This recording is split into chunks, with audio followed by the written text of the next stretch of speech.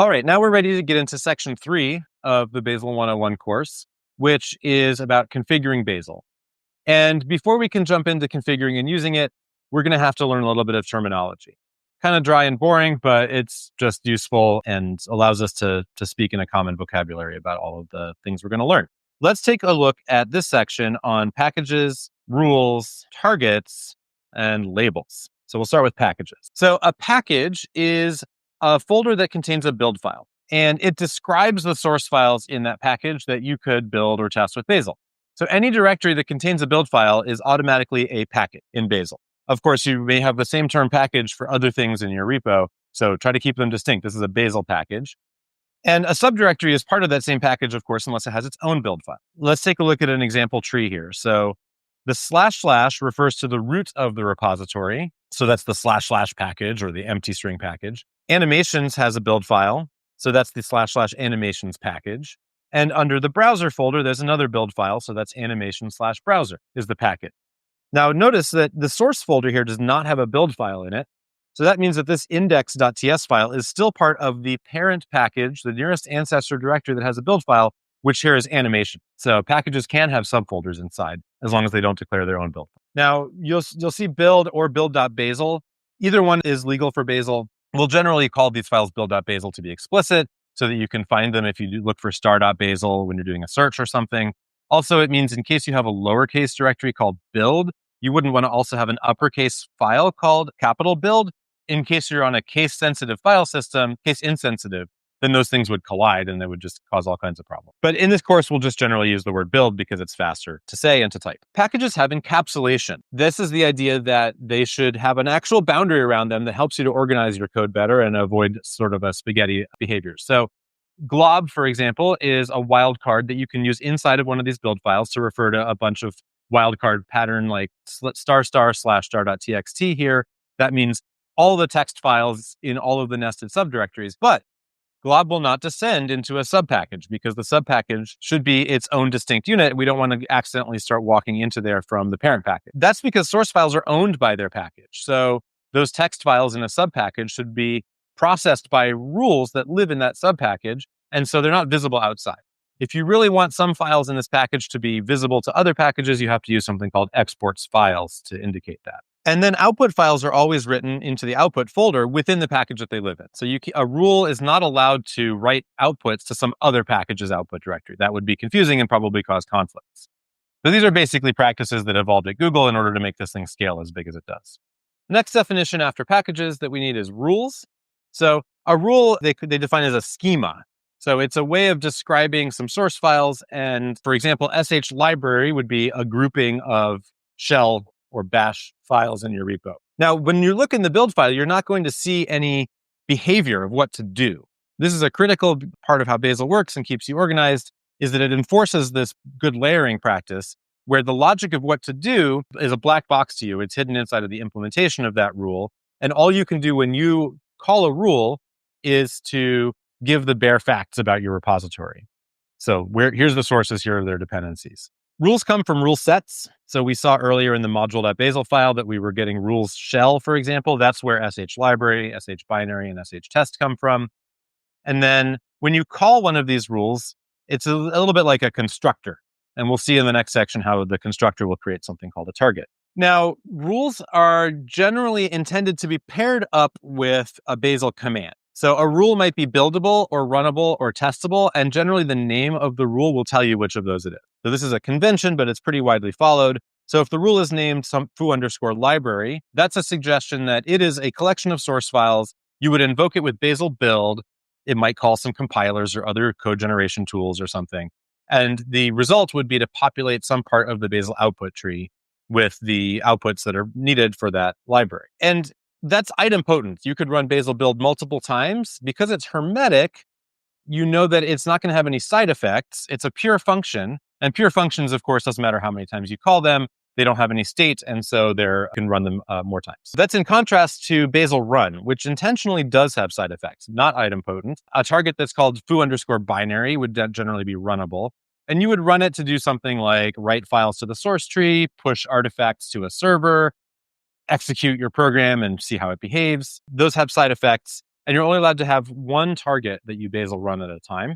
Finally, there's Bazel test, which you would use on a target named foo_test. That's just really a syntax sugar for build the thing, build all the things here, run anything that's executable and is marked as a test, and then assert that the exit code was 0. So Bazel really doesn't have any interaction with test runners other than what's the exit code. And we'll talk about that later when we get more into testing. Now, it is possible for rules to be more than one of these things. So it is possible for a rule to be buildable and then to also be able to run it. That's kind of an exception, and that will usually show up in the documentation when you go look at how the rule is meant to be used. If you think about other build systems like Make, they don't have this strict separation, and they allow you to mix the implementation logic of what to do along with the declarative, what are the files here? And that's where you can get into a lot of trouble in Make, where it's impossible to then improve the logic for what to do because it's mixed in all the places that say what the files are. So this helps. You'll find that this makes Bazel scale really, really well. So I've been talking about SH binary as an example that comes from rules shell. So let's dig into it for a moment. When we call this, we're going to call it with these arguments that are called attributes using this Pythonish sort of named attribute syntax. And so the first one is name. That's going to, when we call this SH binary, it's a little bit like a constructor that will construct a target named runme. Sources is the files that live in the source tree, obviously, that are sort of the files that I wrote. Those are my code. And then deps is usually a reference to other targets. So other rules that have declared a target that can produce outputs that I might need to depend on here. So in this case, bash_helpers is probably an sh_library target that's grouping up some shellcode that's going to be needed as part of this program. And if there were a compiler involved here, you could imagine those need to be linked into the program, or the types inside of there need to be referenced when we build it. That's in contrast to data, which is unfortunately badly named. It probably should be called runtime deps. That is files that will not be needed when we run the build step here. They will only be needed when we go to run the program or the test. And those are really useful because a library that declares data, even though there's nothing to do with it, it will propagate that data to any program that depends on this library. So that's a really powerful concept to be able to propagate files to be runtime dependency. The last thing I'll mention here is env. So this is an example of an attribute that appears on a lot of different binary targets. It obviously defines environment variables that should be present when this is run. But every rule is also free to declare any attributes it needs to. So it might declare custom attributes that are specific to this rule kind, that are configuration files that it's going to need to be able to find and pass to the tools that it wants to invoke as part of the build step. Now, technically, I said when you invoke a rule, it's a little bit like calling a constructor or a factory function to produce targets.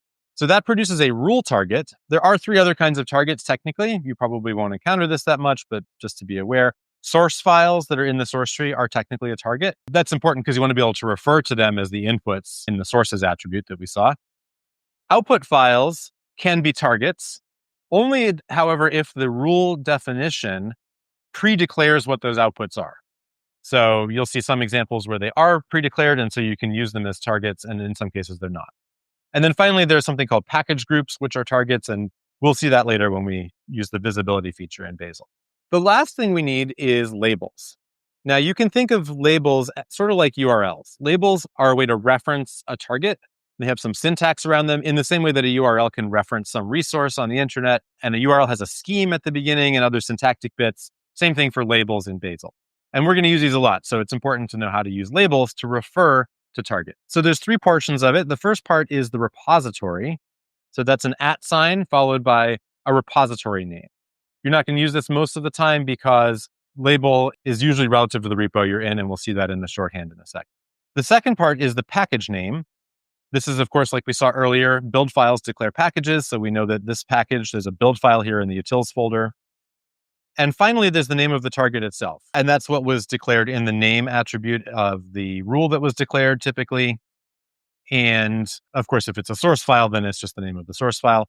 Note that, like we saw earlier in that example with the animations/source folder, there can be targets that are in a subdirectory of the package. And so there could be a slash on the right-hand side of the colon in cases like that. There's also a thing with double @ sign, which I won't get into too much, but essentially Bazel 7 introduced a concept of a parent repository name, which is what you use to refer to it, and a canonical name, which is what Bazel internally uses for its bookkeeping to refer to it. And the difference is that the canonical name is based on Bazel's feature of trying to force you to declare which external repositories you use. So you're going to declare it with the apparent name, but then Bazel will map that to a canonical name under the covers.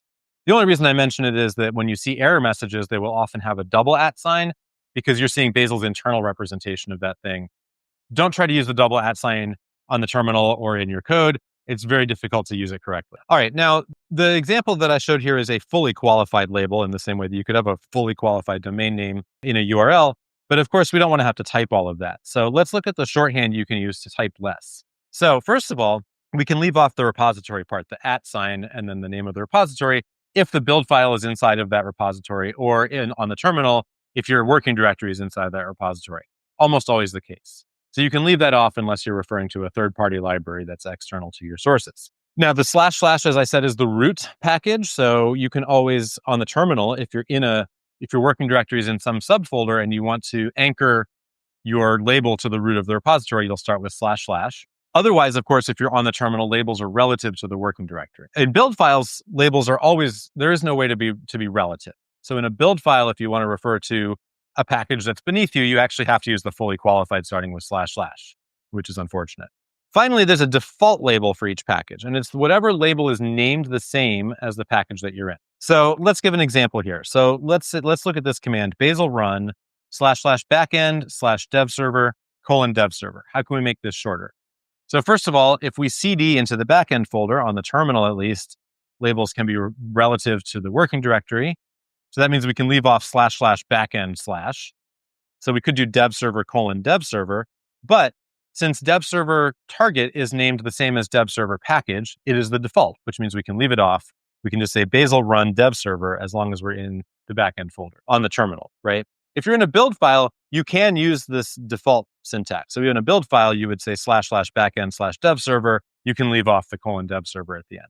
Now, because that saves you so much typing, I think it's a great idea to be conscious of what default target you declare for a package. So in the build file, you should have something whose name is the same as the folder you're in, right? And that allows developers to type less and makes things more ergonomic in general. So if there's not a target like that, you can use this thing called alias to make one. An alias can actually refer to another package. So I might have an alias in the backend folder called backend. So it becomes the default target for the backend package. And then that points to whatever you want to be the canonical thing that you get if you type that. All right. Now, finally, I mentioned that Bazel run, you can only run one target, but for build and test, obviously, you can run many targets. And so you want to have a label that resolves to more than one target. So labels can use what's called target patterns to refer to groups of targets. And there are basically two of these. One is :all or :*, almost the same. One of them includes source files and the other doesn't. And those mean all the targets in this package. So you might say blah, blah, blah package, :all. Or if you're in the terminal, you could just say :all, and then it's relative to the package your working directory is in. The other is ... which is similar, but it's recursive. So it's this package and any of the packages that are nested inside. So putting things together, of course, // roots you to the root of the repository. And so // ... would mean all the targets in this repository. That's something you might use sometime. Okay, that was long and boring, but now we have enough terminology to make progress in learning the rest of Bazel.